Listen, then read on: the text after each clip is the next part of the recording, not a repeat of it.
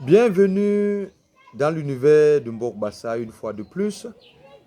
Comme nous l'avons toujours dit, pour te plonger dans cet univers, il suffit d'aller sur Facebook.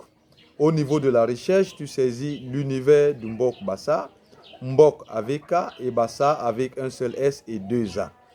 Tu peux aussi retrouver l'univers de Mbok Bassa TV sur YouTube. Alors aujourd'hui, nous allons commencer à parler de l'organisation sociale du peuple Bassa. Mais ici, comme je l'ai toujours dit, tout ce que nous disons, nous parlons du peuple Bassa à l'origine.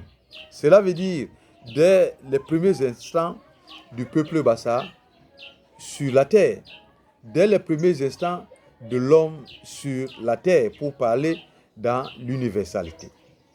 Et c'est pour cela que le peuple Bassa était composé de plusieurs catégories de personnes.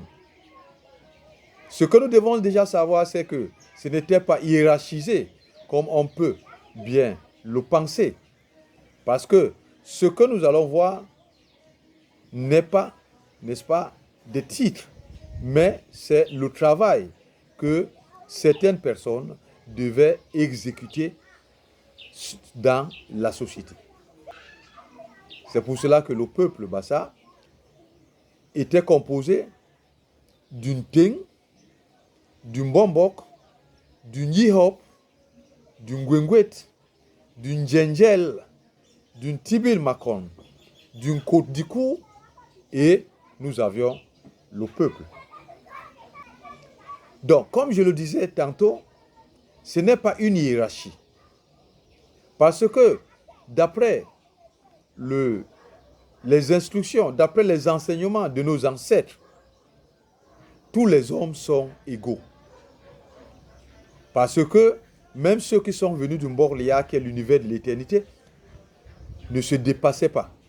Tous étaient égaux, mais ce ne sont que les bénédictions qui étaient différentes. Mais nous avons vu aussi que chacun avait son travail. Raison pour laquelle le Mbok Bassa nous enseigne que tous les hommes sont égaux. Personne n'est au-dessus de l'autre.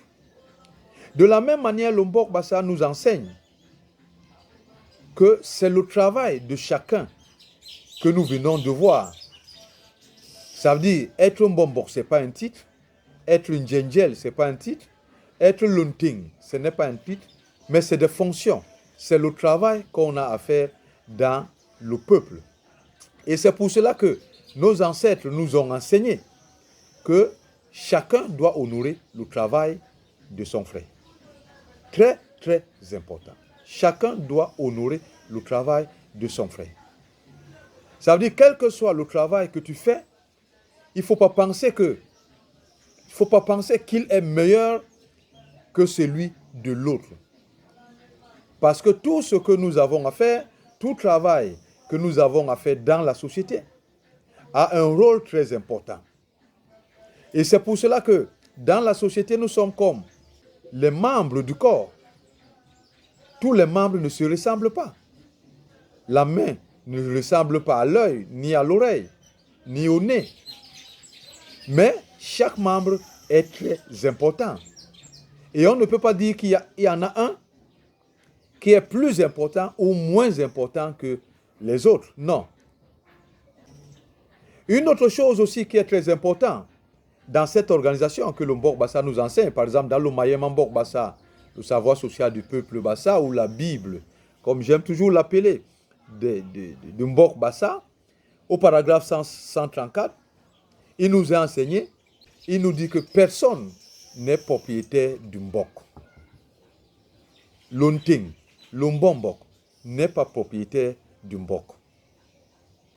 L'Onkodikou, l'Ondjengel, l'Ontibin Makon n'est pas le propriétaire du Mbok. Et c'est pour ça que nous devons faire attention, parce qu'aujourd'hui, nous avons cette habitude de vouloir lier le Mbok ou penser que le Mbok, c'est uniquement le Mbombok en tant que guide. Et c'est pour cela que deux fois, certaines personnes qui sont Mbombok pensent qu'en fait, le Mbok leur appartient, Lombok, c'est leur propriété. Non. Lombok Bassa nous enseigne que personne n'est propriétaire du Mbok. Alors, qu'est-ce que c'est que l'Unting? Qu'est-ce que c'est que le Mbombok? Qu'est-ce que c'est que l'Undjengel? Qu'est-ce que c'est que l'Unyihop? Qu'est-ce que c'est que le Kodikou ou l'Untibir Makon? Tout cela, nous allons voir prochainement. En attendant, il Lombi Akonde Sayab Bihibabasona.